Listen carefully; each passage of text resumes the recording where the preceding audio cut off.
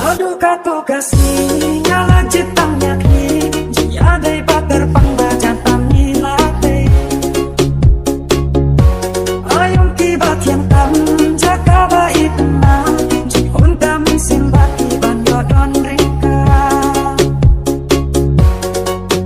ikula balakre banamino marwe sare